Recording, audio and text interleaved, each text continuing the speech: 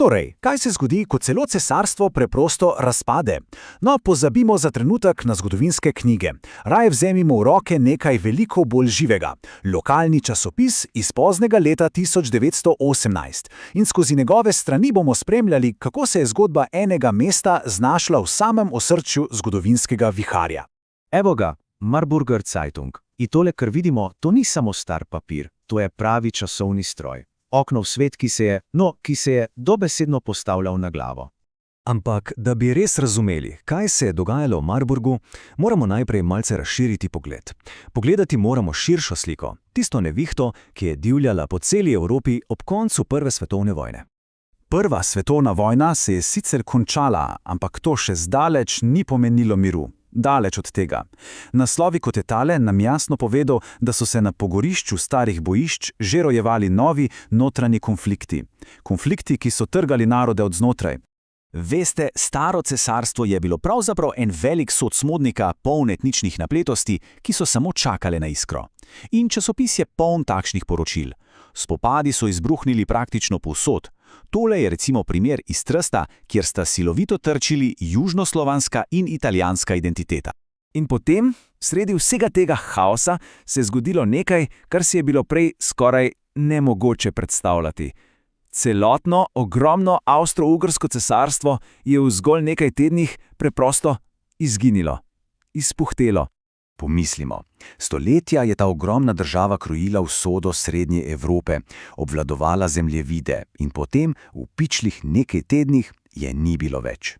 Ta propad pa ni bil samo političen, na zemljevidih, ne, bil je tudi finančen. In to je tisto, kar so ljudje občutili direktno v svojih denarnicah. Časopis poroča, da se je denarni sistem popolnoma sesul. Vrednost denarja je strmoglavila, življenjski prihranki ljudi so praktično čez noč izginili. Poglejmo si tole časovnico. Hitrost dogodkov je, osupljiva.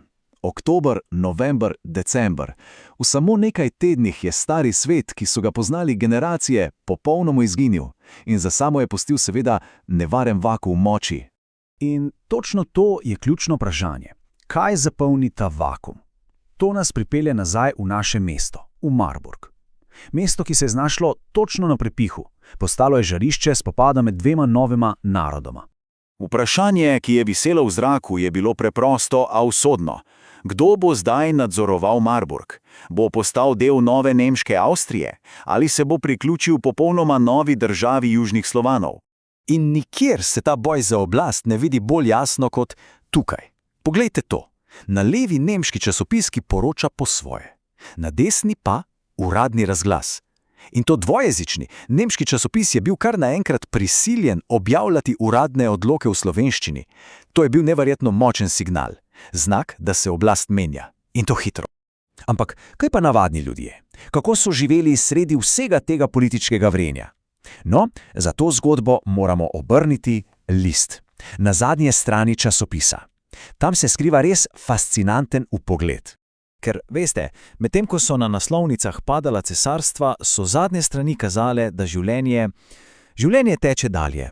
Ljudje so še vedno iskali nekaj normalnosti, pobeg pred kruto realnostjo, recimo v temi lokalnega kina. Hkrati pa so se seveda soočali z večno resničnostjo življenja in smrti, kar vidimo v osmrtnicah. In poskušali so ohraniti vsaj kanček normalnosti z vsakdanjimi opravki. Poglejte male oglase, polni so ponudb, povpraševanj, življenje se je moralo nekako nadaljevati.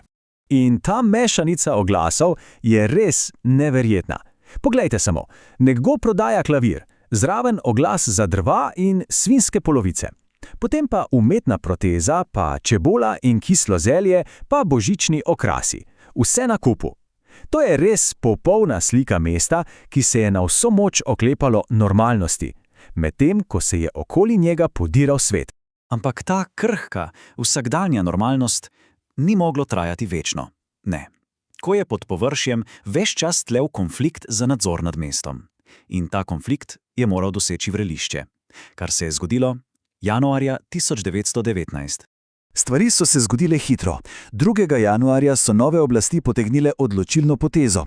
Uradno so razpustile stari nemško-avstrijski mestni svet. Konec. In kako je bil ta prevzem oblasti objavljen? Ne z neko vojaško parado, ne s fanfarami, Ne, z uradno suhoparno izjavo. In kje je bila natisnjena? Na stranah istega časopisa, ki je bil še včeraj simbol starega nemškega reda. Kakšna ironija. In tukaj je ultimativni dokaz nove realnosti. Črno na belem. Isti razglas, ista vsebina, objavljena v dveh jezikih, v nemščini in slovenščini. To ni bil samo nek prevod. To je bil neverjetno močan simbol. Simbol, da se je duša, identiteta mesta spremenila. Zavedno. Tako se je v samo nekaj tednih svet, ki so ga poznali bralci Marburger Zeitunga, spremenil do neprepoznavnosti, temeljito in zavedno. Vse to je res močan opomin. Opomin, da velika zgodovina z veliko začetnico ni samo zgodba o cesarjih, bitkah in pogodbah. Ne, sestavljena je iz neštetih majhnih lokalnih zgodb. Takšnih, ki so se dan za dnem zapisovale na straneh, kot so te.